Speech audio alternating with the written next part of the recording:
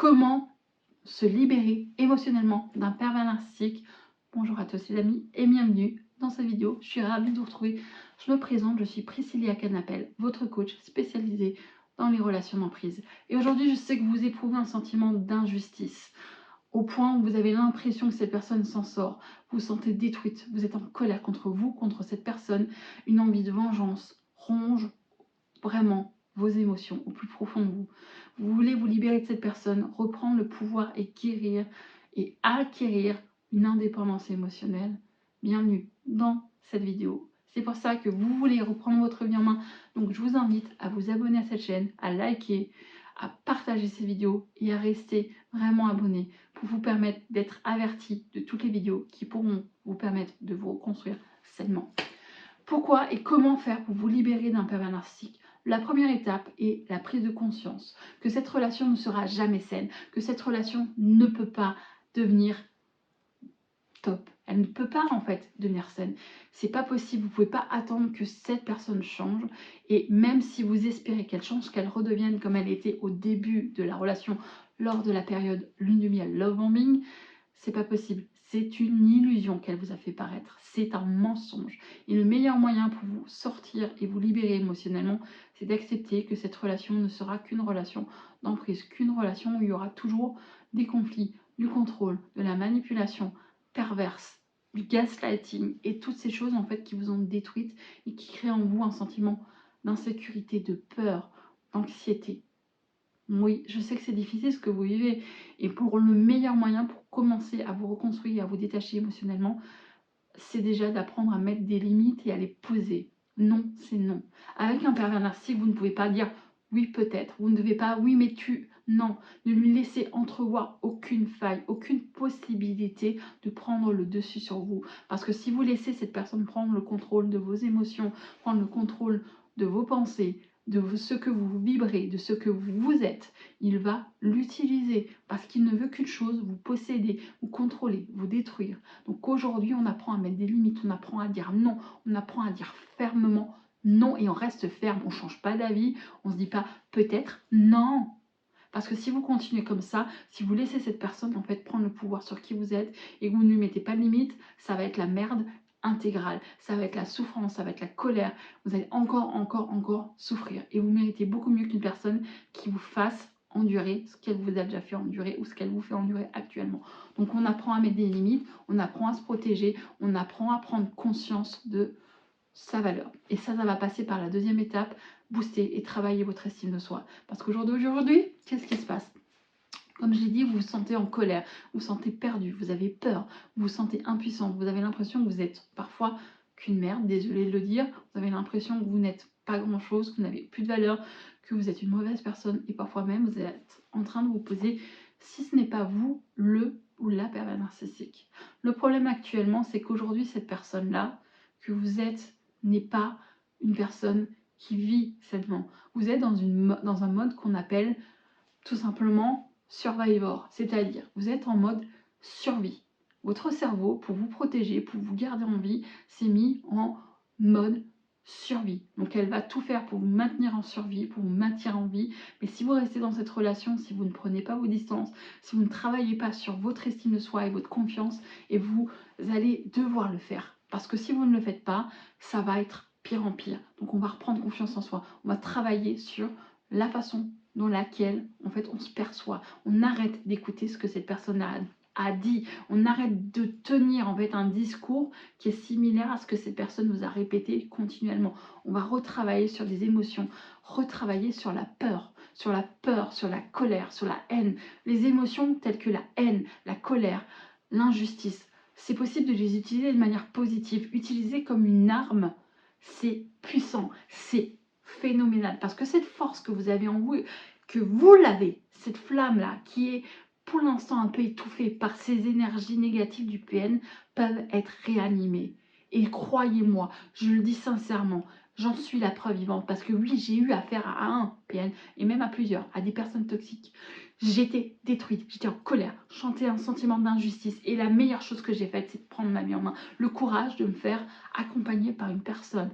Et moi aujourd'hui, grâce à cette personne, j'accompagne des personnes comme vous en coaching, vous devez trouver une personne, un thérapeute, un psychologue, un coach, peu importe. Trouver la personne idéale qui va vous permettre de vous reconstruire pour vous libérer émotionnellement déjà de ces émotions de destruction émotionnelle, d'angoisse, de solitude, de peur viscérale, de ne plus jamais en fait vouloir rencontrer quelqu'un. Parce que beaucoup de victimes ont tendance, je ne veux plus jamais souffrir, j'ai peur de retomber sur un pervers narcissique, j'ai peur de tomber sur des personnes toxiques, mais si vous ne travaillez pas sur votre estime, si vous continuez à vouloir être aimé ou à vouloir être valorisé par quelqu'un et que vous laissez quelqu'un blesser ou encore vraiment grandir la faille que vous avez d'estime de soi, vous allez avoir affaire à des personnes comme ça. Je le dis. Donc aujourd'hui, on apprend à prendre conscience. Vous avez de la valeur. Vous êtes des femmes de valeur, des femmes courageuses. Et comme je vous appelle toujours, vous êtes vraiment mes guerrières, mes valeureuses. Vous êtes fortes, déterminées. Et croyez-moi, je sais que vous vous sentez seule. Je sais que vous vous sentez diminuée, mais vous n'êtes pas seule. Cette vidéo est là pour vous rappeler que vous ne l'êtes pas et vous ne le serez jamais. Je suis là et je ne vous laisserai jamais tomber. Donc aujourd'hui, abonnez-vous à cette vidéo. Prenez en compte que le personnage que vous avez, c'est une personne toxique. Et la valeur, au jour d'aujourd'hui, vous allez vous répéter tous les matins que vous êtes une personne fantastique, que vous êtes une femme séduisante, que vous êtes une femme exceptionnelle, que vous êtes une femme d'exception. Vous êtes des femmes précieuses, des bijoux, des reines. N'oubliez jamais ça. Cette personne n'a aucun pouvoir sur vous. Cette personne ne vous a pas détruite. Elle vous a révélé ce que vous devez faire de votre vie. Devenir la meilleure version de vous-même, c'est possible. Mais pour ça, il faut prendre votre vie en main, travailler sur vous. Et par la suite, ça, c'est sine qua non. Vous libérez de cette personne. Vous libérez au point où vous n'avez plus en fait de contact avec cette personne. Je sais que c'est compliqué d'être face à une personne quand on a des enfants. C'est pour ça que vous allez devoir être épaulé par quelqu'un, par un psy, par un coach, peu importe. Parce que vous allez devoir vous protéger. Vous protéger face à ces manipulations. Parce qu'il essaiera systématiquement de vous vraiment déstabiliser. Et ça fait partie en fait de cette personnalité extrêmement toxique. Donc aujourd'hui, on se reconstruit, on travaille sur soi, on met des objectifs en place. On se dit qu'est-ce qu'on veut. Est-ce qu'on veut changer de travail? Est-ce qu'on veut trouver un appartement? Est-ce qu'on veut perdre du poids? Est-ce qu'on veut vraiment redéfinir sa vie comme on le veut? Avoir un appartement, un exemple, avoir le job de vos rêves, faire un objectif que vous avez toujours rêvé, poids, vacances, voyage, faire une formation, peu importe ce que c'est. Je veux que vous réfléchissiez une seconde à mettre un objectif en place. Si vous voulez changer de taf, qu'est-ce que vous voulez faire de votre vie? Qu'est-ce qui vous plaît? Qui pourra vous accompagner à ça? Un exemple, si vous voulez perdre du poids, comment je peux faire? Régime alimentaire, si je veux prendre de la masse, comment je fais? Changement d'alimentation, je me renseigne sur ce que je veux, comment je peux manger, quels sont les sports adaptés à ma situation, comment je peux apprendre à gérer mes émotions à travers la méditation, la cohérence cardiaque, à travers aussi, pour pouvoir atteindre vos objectifs, la visualisation, la gratitude. Tous ces éléments peuvent vous aider vraiment à avoir une énergie positive. Parce que tant que vous restez dans cette énergie étouffante de peur, d'angoisse, de colère, de haine, vous allez avoir une énergie basse et vous allez malheureusement attirer à vous des personnes toxiques telles qu'un nouveau pervers narcissique, un manipulateur, parce qu'il y a une différence, ou une personne toxique.